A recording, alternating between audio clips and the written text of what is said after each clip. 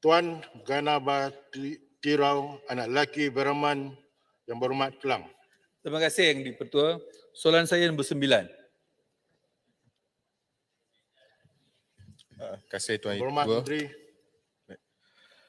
Untuk makluman ahli yang berhormat, Padang Sultan Sulaiman, Kota Raja dan Stadium Pandamaran adalah bukan aset di bawah seliaan Kementerian Belia dan Sukan. Oleh yang demikian, urusan penyelenggaraan bagi kedua-kedua kemudahan sukan ini berada di bawah tanggungjawab pihak berkuasa tempatan atau pihak kerajaan negeri. Namun, hasil semakan Kementerian Belia dan Sukan dengan pihak Majlis Perbandaran Kelang mendapati bahawa kemudahan kolam renang sekarang sedang ditutup buat sementara waktu. Manakala kerja-kerja naik taraf Stadium Mini Padang Sultan Sulaiman Kota Raja dimaklumkan telah selesai dilaksanakan pada tahun 2019. Ini adalah makluman oleh Majlis Perbandaran Kelang.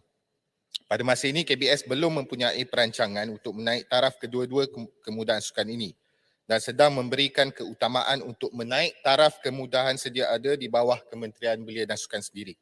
Namun begitu, ahli yang berhormat boleh membuat permohonan naik taraf melalui Jabatan Belia dan Sukan Negeri Selangor untuk dipertimbangkan oleh pihak KBS tertakluk kepada peruntukan sedia ada.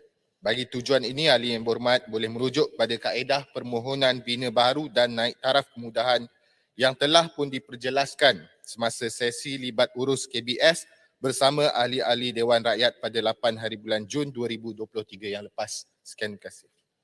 Soalan tambahan yang berhormat. Terima kasih Timbalan Menteri. Saya ucapkan terima kasih kerana ada ruang untuk kami membuat permohonan. Namun Timbalan Menteri, saya percaya daerah Kelang bancian 20 tahun 2020 menunjukkan lebih daripada 1.1 juta penduduk. Saya rasa dalam 3 tahun ini mungkin telah meningkat jauh lebih banyak. Tapi sebenarnya kita nampak semenjak 2008 lagi, daripada kerajaan pusat, tiada sebarang projek berupa sukan di kawasan Kelang telah dimajukan.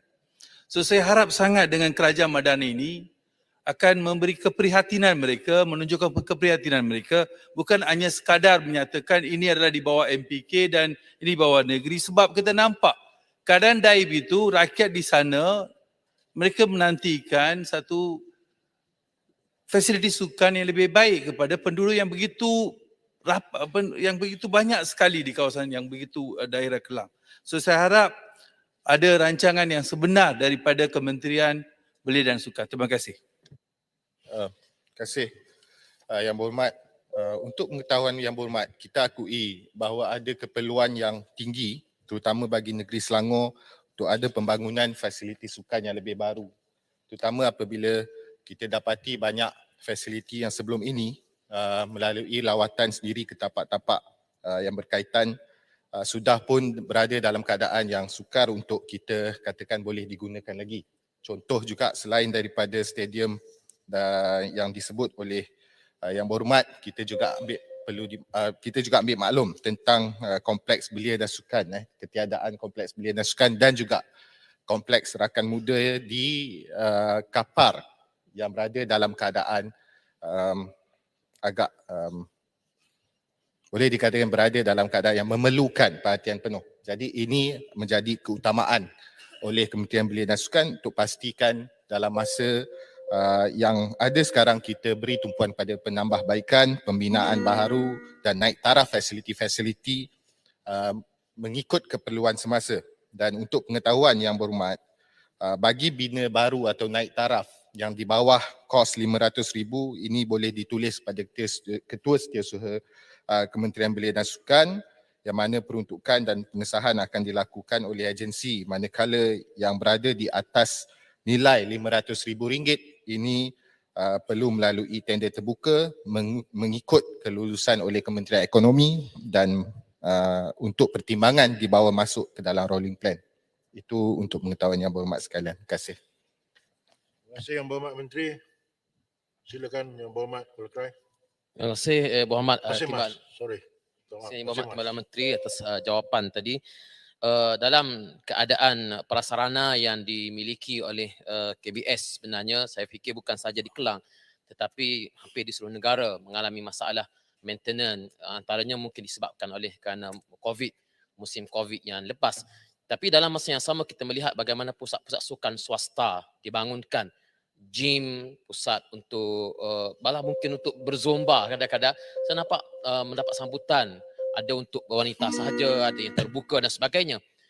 Jadi adakah KBS melihat bahawa di antara kaedah untuk memastikan pusat-pusat ini dapat diselenggarakan ialah dengan kita perkenalkan kaedah sewaan dengan diberikan hak penjagaan kepada jawatan kuasa setempat, mungkin ahli parlimen boleh turut terlibat supaya apabila sedikit sewaan dapat dikenakan ia membantu kepada proses maintenance dan sebagainya. Terima kasih. Yang Berhormat Menteri. Kasih Pasimas. Sebenarnya cadangan yang dikemukakan oleh Pasimas itu sebenarnya adalah amalan ramalan terkini, amalan yang sedang digunakan pakai sekarang, di mana apabila kita bina sebarang fasiliti yang dibina itu kita serahkan kepada pihak berkuasa tempatan ataupun kadang-kadang dalam kes tertentu juga kepada pihak persatuan yang bersedia untuk mengendali dan juga menyelenggara. Dan inilah masalah yang berkait dengan banyak fasiliti sukan dalam negara kita sama ada gelanggang futsal, takraw dan sebagainya apabila kita bina dan diserahkan kepada pihak lain sama ada terutama sekali pihak berkuasa tempatan, penyelenggaraan tidak dilakukan dengan sebaiknya. Sewaan dan segala ini bukan kita tidak pernah halang untuk ambil sebarang kadar sewaan untuk pastikan bahawa fasiliti-fasiliti ini boleh diselenggara, boleh kita dengan izin sustain dia punya keboleh gunaan. Cuma perlu dipertingkat lagi kerjasama dengan pihak PBT supaya ada kesinambungan daripada selepas diserahkan itu ada tata cara yang boleh diikuti dalam memastikan fasiliti-fasiliti ini diselenggara dan dipelihara dengan baik. Kerjasama dengan pihak-pihak swasta juga adalah perkara yang kita galakkan. Terima kasih. Terima kasih Yang Berhormat